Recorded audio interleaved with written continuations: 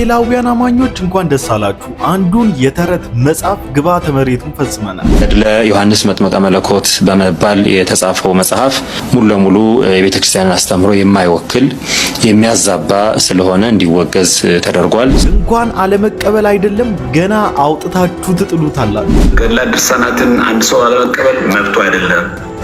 ደጋግማ አሰራር መብት አይደለም።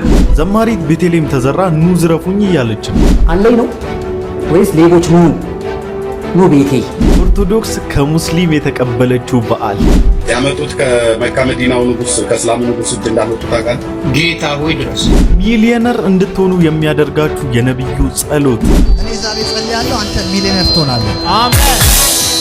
አኬራ ላጃላ ቦዴጌና ማሳ መርዝ እስከ መስጠት የሚያደርስ የሃይማኖተኞች ክፋት። መርዝ በስጋ ወደም ውስጥ አድርገው ለሰው የሚሰጡ ካህናት አሉ።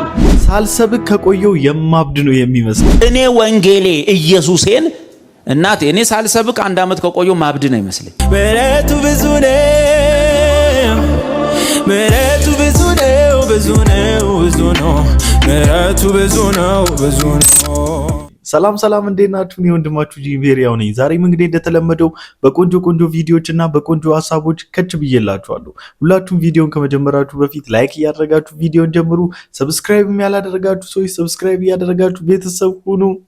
ይመቻችሁ። ገድለ ዮሐንስ መጥምቀ መለኮት በመባል የተጻፈው መጽሐፍ ሙሉ ለሙሉ የቤተክርስቲያንን አስተምሮ የማይወክል የሚያዛባ ስለሆነ እንዲወገዝ ተደርጓል። ስለዚህ መጽሐፉ ተወግዟል። ይሄ ማለት በመጽሐፉ ውስጥ ያሉት ትምህርቶችና የተሳሳቱ ጉዳዮች በሙሉ ተወግዘዋል ማለት ነው። በመቀጠልም የሊቃውንት ጉባኤ የጀመረው እንደዚህ መጽሐፍትን የማጣራት የመመርመር ሁኔታን አጠናክሮ እንዲቀጥል ከምስጋና ጋር መመሪያ እንዲደርሰው ተወስኗል። በሶስተኛ ደረጃ መጽሐፉን አሳትመው ያሰራጩት ግለሰብ ወደ መንበረ ፓትርያርክ ተጠርተው በቋሚ ሲኖዶስ ቀርበው እንዲህ አይነት ስራዎችን ለወደፊቱ እንዳይደግሙ ጥብቅ መመሪያ እንዲሰጣቸው ምልዓተ ጉባኤው ይህንንም ወስኗል። መጽሐፉ እንዲመረመር ያደረጉ የታላቁ ደብረ ሊባኖስ አንድነት ገዳም የአቡነ ተክለ ሃይማኖት አንድነት ገዳም መምህር የሆኑት መጋቤ ምስጢር አባ ክንፈ ሚካኤልም ለዚህ ላደረጉት መልካም ስራ ምስጋና እንዲሰጣቸው የምስጋና ደብዳቤ እንዲሰጣቸው ምልዓተ ጉባኤው ወስኗል። ይሄን የምስጋና ደብዳቤ በነገራችን ላይ ለማን እንደሚገባው ኦብቪየስሊ የታወቀ ነው። ለወንጌላዊ ኤርሚያስ አበበ ነው። አንዴ ለወንጌላዊ ኤርሚያስ አበበ የወንጌላዊ ኤርሚያስ አበበና በሱ ዙሪያ ያሉ የነሱ ውጤት ነው ማለት በዚህ በቲክታክ ላይ በእንደዚህ አይነት ሙቭመንት ውስጥ ያላችሁና የተቀላቀላችሁ የወንድሞች የእናንተ ውጤት ነው። ለዘመናት ቆልለውት ለዘመናት ደብቀውት ሰክስገውት ብዙዎች ባለማወቅ አባቶች የተባሉት ስለጻፉት ብቻ ስላተቱት ብቻ ስለተረቱት ብቻ እውነት መስሏቸው ብዙዎች የተበሉበትን አውጥታችሁ ስለገለጣችሁ አውጥተን እንድናሳይ እግዚአብሔር አቅሙን ስለሰጠን አምላኬን አመሰግነዋለሁ። በጣም ነው ደስ ያለኝ። ከምሬ ነው ብላችሁ በቃ ልፋታችን በከንቱ አልቀረም።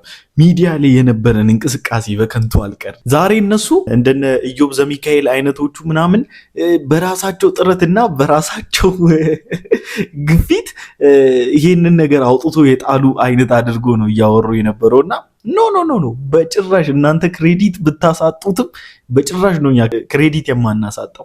ምክንያቱም ይህ ቀን እንዲመጣ ምን ያህል ነዳጅ እንደተቃጠለበት እኛ ስለምናውቀው ማለት ነው። አንዳንድ ፕሮቴስታንቶች በዚህ ዜና ላይ በጣም እንደው በእኛ ጥረት ነው ምናምን አይነት ነገሮች ሲናገሩ እያየው ነበርና እዚህ ኮሜንትም እንዳያችሁት ታድሶ ምንድነው የሆነ የታድሶ ስኬት እንደሆነ አይነት ነገር ማለት ነው።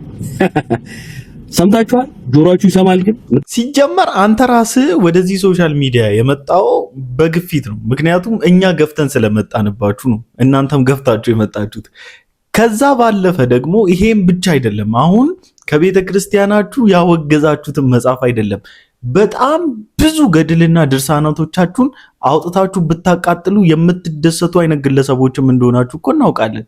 ግን መታችሁ በሶሻል ሚዲያ ላይ ያገኛችሁትን ዝናና ክብር ላለማጣት ስትሉ እዚህ መታችሁ ትመጸዳደቃላችሁ፣ ፕሮቴስታንቶች ላይ መልክ ለመስራት ትሞክራላችሁ። ይሄ አላዋቂነታችሁ ነው። ታድሶ ለቤተ ክርስቲያኒቷ ታድሶ እንዲሆን ወንጌላውያን አማኞች ያደረጉትን ነገር ክሬዲት ለማሳጣት የሚሄድበት ርቀት ማለት ነው። መምህሩ ሲናገሩ ከቤተ ክርስቲያን መሰረታዊ ትምህርት ጋር አብሮ መሄድ ስላልሆነ ወይንም ደግሞ በቤተ ክርስቲያን ትምህርት ተመዝኖ ልክ ስላልሆነ ነው ያሉት። እኛስ ታዲያ ምንድን ነው ያለው? ከቤተ ክርስቲያን አስተምሮታችሁ ከና የምታወሩት ሌላ የተጻፈው ሌላ ሆነብን እኮ። የምድሪቷና በቲክቶክ ላይ ያለችዋ ኦርቶዶክስ የሰማይና የምድር ያህል ተለያይታብን ነበረ። እርሱ ብቻ አይደለም፣ ይህን መጽሐፍ እንዳትክዱ ረጅም ዓመታት ረጅም ዘመን ተሻግሮ የመጣ መጽሐፍ ነው። በቅርብ የተጻፈ እንኳን አይደለም። ይሄን ሁሉ ዓመት ሳታስተውሉ ቀርታችሁ አይደለም። እኛው ጴንጤዎች ስንነሳባችሁ ነው ማገላበጥ የጀመራችሁት። እኛው ስንነሳባችሁ ነው መጽሐፍ ቅዱስ እንኳን ማንበብ የጀመራችሁት። ለምን ይዋሻል?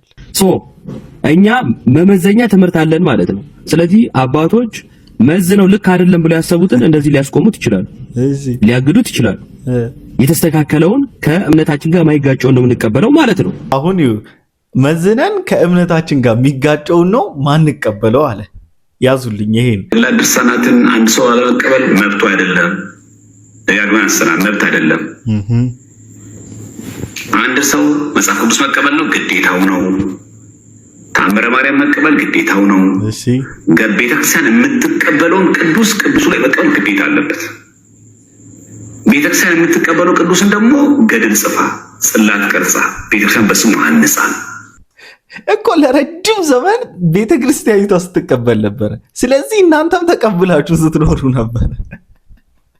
እኔ እግዚአብሔር ምስክሬ በዚህ ምድር ላይ እንደዚህ አንዴ እንደዚህ ሲመቻቸው የሚያስወጡት ሲመቻቸው የሚያስገቡት አይነት ሃይማኖት አይቻላቅም። ጌታ ምስክሬ ኦሾ ይሻላል ከእናንተ። ኦሾ ምርጥ ነው። አትሊስት የሆነ ወጥ የሆነ አቋም አለው ማለት ነው። እንዲህ የምትፈልጉትን ስታስወጡ፣ የምትፈልጉትን አድ ስታደርጉ፣ የምትፈልጉትን ካንስል ስታደርጉ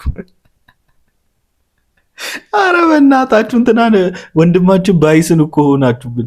በባለፈው ወደንሻል ያለው ነው ከንስለነዋል።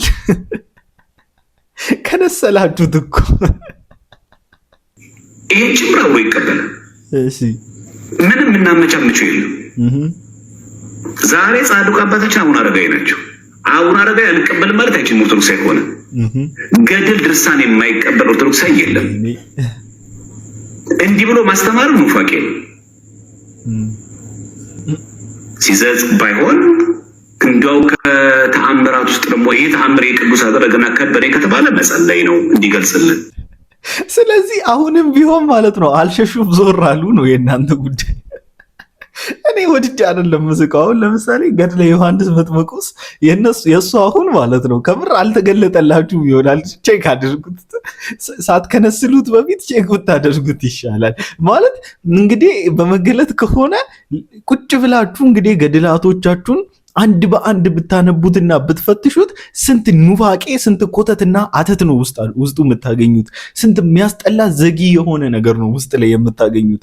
እና እንግዲህ እስኪገለጥላችሁ ይሆናል። ለምን እንደገነሰላችሁት አላውቅም። ቀበለም ሳይሆን የምትለው እግዚአብሔር ግለጥልኝ፣ አንተ እውነታውን አስረዳኝ፣ ከአይምሮ በላይ ሆነብኝ ማለት ነው። ትልቁ ተአምር ደግሞ በነገራችን ላይ የአምላክ ሰው መሆን ትልቁ ተአምር። ከዚህ በልጥ ተአምር የለም። በዲቤት ላይ እናነሳዋለን። ታስቁኛላችሁ። እስቲ ከአኬ ጋር ዲቤት አድርጉ መጀመሪያ ማለት ነው። ከአኬ ጋር ተስማሙ። አኬ ምን አለ? አንዷ ኮሜንት ላይ መጣ ምን አለች መሰላችሁ? አኬ ግዴታ አይደለም ብሎናል፣ እኛ አኬን ሰምተናል። 4 ነጥብ ማለት ነው። ከዛ ከስር ሪፕሌይ ላይ ምን ይላል? አኬ ምን ቤት ነው አትቀበሉ ለማለት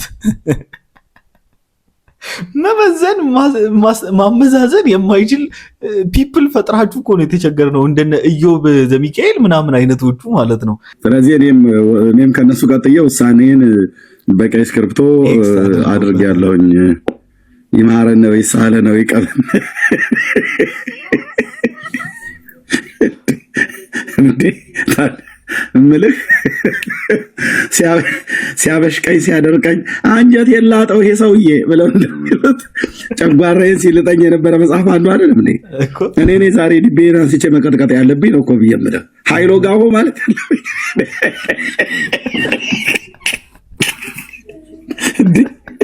ከምር ከልቡ ደስ ብሎ እየሳቀ ያለ ገና ሌሎችም ይፈለፈላሉ ማለት ነው። አሁን አስተዋይ ጄኔሬሽን እየመጣባቸው ስለሆነ ምክንያቱም እኚህን ነገሮች ባለማስተካከላቸው በጣም ብዙ ትውልድ እያጡ ስለሆነ ማለት ነው። እነዚህን ተረቶች የሚቀበል አሁንስ በቃኝ አሁንስ ሸከከኝ የሚል ትውልድ ስለመጣባቸው ምንም አማራጭ የላቸውም። ከመታደስ ውጪ ምንም አማራጭ የላቸውም። በነገራችን ላይ ተረፈ ምርት ነው። ማርያም አማራ ለመሆኗ ትልቁ ማስረጃ ምን መሰላችሁ?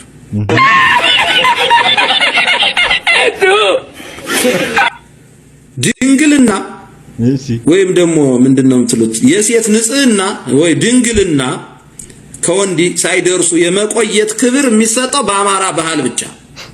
ደራሲ ሆሴ ወቴታ ሰሞንኬ ጫልጅት ሐረበ ቀረቴ ፊ ጉዳት። ስለዚህ ቅድስት ድንግል ማርያም በእናቷም በአባቷም ያጣየ ተወላጅ የናዝሬት የከተማ ልጅ የናዝሬት ከተማ ልጅ ናዝሬት ከተማ ላይ ይሄንን ኢየሱስ የተባለውን ከጌታ ከኢየሱስ ክርስቶስ የወለደች ድንግል ንጽሕት ናት። ልንገራት የድንግልና የንጽህና ክብር የአማራ ባህል ከሲ ጉንባዬ ጋሪድ ዋቀዮ እስና ገርጋር ወንድ ጋር ግንኙነት ሳታረግ ከ17 ዓመት በላይ ሆነ ከቆየህ አግሊ ነው የምትባል። አግሊ ማስጠያ፣ ማንም የማያሸትሽ ማንም የማይነካሽ ነው የምትባል። ስለዚህ ቶሎ ብላ መደፈር አለባት ማለት መደፈር አለባት። ድንግልና ነውር ነው ለሌላ ባህል። ድንግልና ግን የአማራ ባህሉ ነው። አማራ ድንግልና ያከብራል። እገሊት ድንግል ናት ከተባለች ሰው ይረባረብባታል። እንደ ጨዋ ትባላለች፣ ጎበዝ ትባላለች፣ ክብር ይሰጣታል። የተከበረች ሴት በመንደሩ በደብሩ በጣም የተከበረች ትሆናል። ለዛ ነው ማርያምን ባህሏ አማራ ስለነበረች ድንግል ሁና ቆየች። ይሄም ከሆነ ገደል ምንድነው ገደል አልኩ እንዴ? አው ገደል ኦብቪየስሊ ግን ከሆነ ገደላቸው ነው የመጣው። ይሄም እንግዲህ ከአንድ ገደላቸው የወጣ ነውና እነኚህም ቅርብ ነው መውጫቸው። ጋላና ሻንቂላ መንግስተ ሰማያት አይወርስም የሚሉትም ገና ቀስ በቀስ ይፈለፈላሉ። ምንም እናንተ ኮምፕሮማይዝ አድርጋችሁ አለሳልሳችሁ ምናምን ነገር አለፋችሁ አይደለ? ይገለጣል ገና ሚስጥሩ እያንዳንዱ ይወጣል፣ ተፈልፍሎ ገና ይወጣል። ምን አይታችሁ? ወደ መስቀሉ ኬት ነው የመጣው? አንተ ልጠይቅህ እስቲ። ግማደ መስቀሉ መቼ ነው የመጣው? የመጣበትን ዘመን ተወውና መቼ ነው መጣበላ ቤተክርስቲያኒቱ መስቀል ደመራን የምታከብረው? መስቀል በዓል አይ ኦርቶዶክስ ሁሌም ታከብረዋለች። አላረም መቼ ነው መስቀሉ መቼ መጣ ተብሎ ተባለ? የክርስቶስ ስቅለት ከሆነ በኋላ ከዛ በኋላ ነው ያመጡት። እንደዛ ነው ያመጡት። ከመካ መዲናው ንጉስ ከእስላሙ ንጉስ እጅ እንዳመጡት ታውቃለህ? ጌታ ሆይ ድረስ እስላሙ ነው የሰጠን። ጌታ መሐመድ ነው ማን የሰጠን? ጋፍሄር ይባላል። የመካ መዲናው ሹም ጋፍሄር ይባላል ስሙ። ከሱ እጅ ነው አጼ ዘርዓ ያዕቆብ የተቀበለው። ኢየሱስ ክርስቶስ ያቀለለውን ሸክም አምጥቶ በበዓል በምን አድርጎ ህዝቡን ቀንበር ያሸክማሉ። እግዚአብሔር ይገጽጻቸው። ምንድነው የሚባሉት ግን እነዚህ እግዚአብሔርን በስመ አብ ድፍረታቸው። ካህናትም ጭምር መርዝ በስጋ ወደሙ ውስጥ አድርገው ለሰው የሚሰጡ ካህናት አሉ። መርዝ በኢየሱስ እራት ውስጥ ደብቀው የሚሰጡ አሉ። ስንቱን ጨርሰውታል። ጌታዬ ነፍሴን ይዤ እንደወጣ ያደረገኝ ከዛ ቦታ በኪነ ጥበቡ ነው። ክብር ምስጋና ለስሙ ይሁን። ይሄ በታሪክ የተረጋገጠ ነው። በብዙ ቦታ ያየነው ነው። አየር ጤና ወደሚባል አካባቢ በ1990ዎች ውስጥ የተፈጸመ በጣም አሳፋሪ የሆነ ታሪክ አለ። ስሙን መጥቀስ እችላለሁ፣ የቤተ ክርስቲያኑን ስም። ካህናቱ በሙሉ የተላለቁበት ታሪክ ማለት ነው። የአይጥ መርዝ አድርገው እንዳለ የተጨራረሱበት፣ ግማሹ ወደ ሆስፒታል የተወሰደበት። በታሪክ ደግሞ እንደምናየው አጼ ቴዎድሮስ ለመውደቃቸው ከፍተኛውን ሚና የተጫወተችው የኦርቶዶክስ ቤተክርስቲያንና ካህናት እንደሆኑ ይነገራል።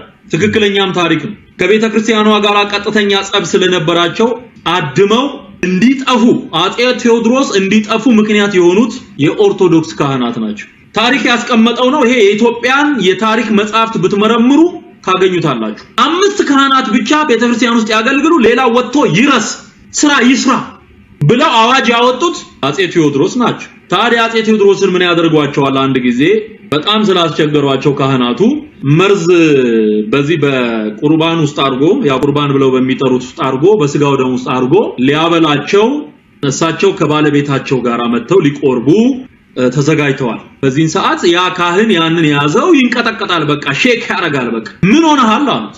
በኋላ መልሳቶ በቃ ምራቁ ይዝረበረባል። አወቁ እሳቸው እግዚአብሔር ሲረዳቸው በለኔ ያዘጋጀሃትን መልሰህ ጉረሳት አሉት። መልሰህ ጉረሳት ሲሉት መልሶ ያንን ነገር ሲበላው እዛው ተደፋ። እዛው ትክክለኛ ታሪክ ነው። ትክክለኛ እውነተኛ ታሪክ። ጌታ ሆይ ጌታ ሆይ ጌታ ሆይ አስባችሁታል? ግን ይሄ ነገር አሁንም ስቲል አለ ከሆነ በጣም ከባድ እኮ ነው። እግዚአብሔርን ማለት አደገኛ ነው። ሶ ዴንጀረስ። ጌታ ምስክሪ ኧረ በመድኃኒዓለም አክቹዋሊ ጌታን ከሌለው ሰው ምናምን ኤክስፔክት የሚደረግ ነገር ነው እንደዚህ አይነት መርዛማነትና ዘራን የመላእክት ክንፍ የሚያክል ጥፍጥፍ ወርቅ በጆሮአቸው ላይ አድርገው ለኢንተርቪው የመጡት።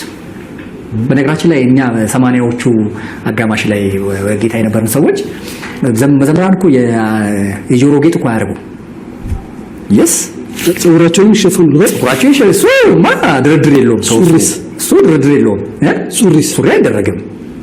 ሱሪ አይደረግም። የዚች ላይ እኮ እዚች ልጥፍ አታረግም። እንኳን የመላእክት ክንፍ የሚያክል የእንትን ዘለላ እንትን አርጋ አለኝ ነው ወይስ ሌቦች ኑ ቤቴ? አንዳንዴ እኮ በራስ ጊዜ ኢንቫይት ታደርጋለህ አይደል? በራስ ላይ እኮ አንዳንድ ጊዜ ሞት ትጠራለህ፣ ዝርፊያን፣ ወንጀልን እኮ ትጠራለህ። አሁን እኔ የውሻ ማሰሪያ የሚያክል እንትን አርጊያው ምናምን ያለ ቦዲጋርድ ይቻላል? አዲስ አበባ ውስጥ አይደለም ክፍለ ሀገር ላይ ሆነ አትችልም። ምንድነው ነን ኦፍ ዩር ቢዝነስ እኮ ምንም እኮ የሚመለከት ነገር የለም። ለምን ከፈለገች በወርቅ ቲሸርት እስከ ቀሚስ ሙሉ ቀሚስ አታሰራ? ምንም የሚመለከት ነገር የለም። ገንዘቧ ይጭነቀው፣ ከምራ አያገባም። እሷ ህሊናዋ ካልወቀሳት፣ እሷ ከክርስቲያኒቲዋ ጋር አመዛዝና ትክክል አይደለም ማለት ካልቻለ ውስጧ አንተ ሺህ ጊዜ እዚህ ጋራ ትክክል አይደለሽም ብለህ ብትላት ምንም ልታመጣ አትችልም። ሲቀጥል ይህ በራሷ ላይ የምታደርገው ነገር የራሷ ምርጫ ነው። ምንም ልትላት አትችልም። እኛ አሁን አሴ ክርስቲያን መነጋገር የምንችለው ፐርሰናል በሆኑ ህይወቶቻችን ላይ አይደለም። ፐርሰናል የሆኑ ህይወቶቻችንማ ብንጠቅምም ራሳችንን ነው ብንጎዳም ራሳችንን ነው። ምንም ልናመጣ አንችልም። መወያያ ርዕስ ተደርጎ ራሱ ተወስዶ እንደዚህ በሚዲያ ደረጃ የሚወራ ቶፒክ መሆን አልነበረበትም። እኔ ሀብታሙ ቦረና ለምን እንደዚህ አይነት ነገሮችን እንደምትነካካ ምን እንደሚጠቅም ምን ቫልዩ እንደሚያደርግ ምን ቫልዩ አድ እንደሚያደርግ ምንም አይገባኝም። ስፔሻሊ ደግሞ አሁን የቀረብክበት ሚዲያ ቢዝነስ ሴንተርድ ያደረገ ሚዲያ ስለሆነ ወንጌል እንደ ጉድ የሚበሻቀጥበት፣ ወንጌል እንደ ጉድ የሚቀጠፍበት፣ ወንጌላውያን እንደ ጉድ የሚሰደቡበት ኦፕን የሆነ መድረክ ስለሆነ በዛ ስፍራ ተገኝታ አንተ ራስህ እንደዚህ አይነት ነገር ማውራት አንተ ራሱ ጥያቄ ውስጥ ይከታል፣ ያተዛዝበናል። ሪዎች ሲጋብዙ ዘማሪውን መዝሙሮችን እንድትዘምር እንፈልጋለን። ወርሺፕ ሊዲንግ ቲም አለን። እኛ የጉባኤ ዝማሬ የሚመሩ አሉን። ያንተን መዝሙር እንድትዘማ ኦሪጂናል መዝሙሮችን መስማት እንፈልጋለን። ያንተን መዝሙር ዘምርልን። ሌላ መዝሙር አለን፣ ቲም አለን። ማሳወቅ አለባቸው። እኔ እንደዛ ነው፣ ማሳወቅ አለባቸው። እንደዛ ብሎ ማለት አለባቸው። ብዙ ቦታ ብዙ ቸርቾች አሁን ቸርችን አገልጋይ ሲጋብዙ የሚታየው አሁን ዚስ ዴስ በአብዛኛው ምን ሆኗል መሰለሽ? ይሄ እንትኑ ይታያል ሶሻል ሚዲያ ላይ ያለው ይሄ ሰውዬ ቸርች ይኑረው አይኑረው የራሱ መዝሙር ይኑረው የሚዘምረው የራሱን መዝሙር ይኑረው ሌላ መዝሙር ኖቦዲ ይሄንን አይጠይቅም። በዛ እንትን ላይ ከታየ እና ብዙ ተመልካች ካለው ሰዎች በዛ መሰረት ይጋብዛቸዋል ማለት ነው። እኔ ሰዎች መዝሙር የላቸው የሌላውን መዝሙር ይዘምራሉ፣ ቀጣጥለው ይዘምራሉ፣ ያንን ያደርጋሉ። ፕላስ ደግሞ ምናልባት ቸርችም አንዳንዶቹ ቸርችም ላይ ኖራቸው ይችላል። የተነገረው ሐሳብ በጣም ፐርፌክት ነው ሲበዛ። አብዛኛዎቻቸው የራሳቸው የሚሉት እንኳን ዝማሬ የላቸው ማለት ዝማሬ ባለፈበት እንኳን ያላለፉ ሰዎች ናቸው። ድምፅ ስላላቸውና መድረክ ላይ ጥሩ ፐርፎርም ማድረግ ስለሚችሉ ብቻ የመድረክ አዳማቂዎች የመድረክ አጫፋሪዎች ሆኖ ቀጠሉ ያሉት ማለት ነው። ሲቀጥል ደግሞ እንደ አንድ የቢዝነስ አካል አድርገው እየሰሩበት ስላሉ ነው ማለት የነሱ የገቢ ምንጫቸው መዘመራቸው ነው ማለት የራሳቸውን ዝማሬ ሳይሆን የሌላን ሰው ዝማሬ መጥቶ እዚህ ጋር ምንድነው ማስጨፈራቸው ነው። ለዛች ቤተክርስቲያን ወንበር የመሙላት ምክንያት መሆናቸው ነው። እንደ ቢዝነስ ነው የተቆጠረውና የእውነት አሁን እኚህ አባት እንዳሉት በዚህ መልኩ ቢሆን ማለት ነው ወደዳችሁም ጠላችሁም አብዛኛው አሁን ሚዲያ ላይ የምናያቸው የቲክታክ አዳማቂዎችና የነ ጂፒኤስ የምን አዳማቂዎች ባልኖሩ ነበር። በጣም ይቸገሩ ነበር።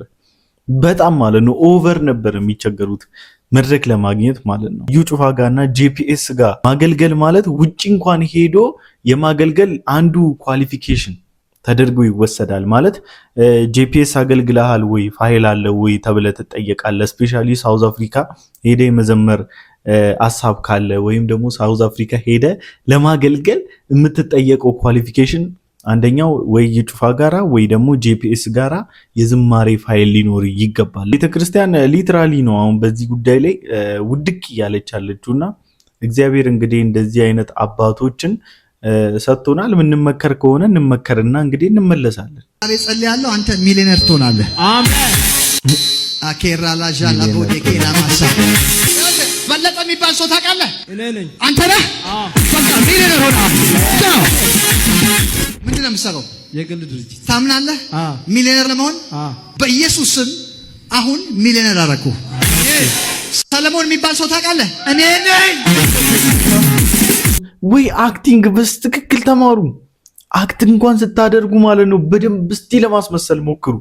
ይሁን እኔ ነኝ ሚዲያ ላይ የምናውቀው አክት ነው። ይሄማ አይተናል ምናምን። አድማስ ስንት ብር አለ? 5 ብር አለኝ። ከዛ ውጪ ምንም የለኝ እናውቀዋለን። እንደዚህ አይነት አክሽኖችን አትሊስት የአድማሱ እንኳን ይመቻል ማለት ለሜምም ይመቻል። የእናንተ ድምፅ ለምንም አይመችም። አትሊስት ለሜም እንኳን እንዲመቸን አድርጉልን እንጂ ምን ሆናችሁ? አረ ይደብራል። ሚሊዮነር ላድርግ ይላል እንዴ? እስቲ መጀመሪያ አንተ ሰርተ ብላ እስቲ እዚህ የተደገፍክበት ምዕመን ልቀቅ። የያዝከው ምዕመን ልቀቅ። ወንበዴ ልቀቃቸው። እስቲ እንደማትንፏቀቅኒ 5 ሳንቲም ከኪስህ እንዳለ ሰው ትመጻደቃለህ። ሚሊዮነር አደረግኩ ምናምን። የት ነው ያልሰራውን የሚያመጣው? ከየት ነው ያልሰራውን የሚያጭ? የት አለ የዘራው? መቼ ያጭዳል? ከማን አካውንት ላይ ቀንሶ ነው የእሱ አካውንት የሚሞላለት? ነውረኞች፣ እግዚአብሔርን ነውረኛ ለማስባል ቆርጣችሁ የተነሳችሁ ወንበዴዎች፣ በትውልዱ በጄኔሬሽኑ ደካማ ጎን ገብታችሁ ቢዝነሳችሁን የምታጧጥፉ ክፉዎች አይደላችሁ እንዴ? እግዚአብሔር ይገስጻችሁ ነውረኞች። ይሄ ፒፕልም ሞኝ ነው። ሚሊዮን ሲባል በቃ ልቡ ይደነግጣል።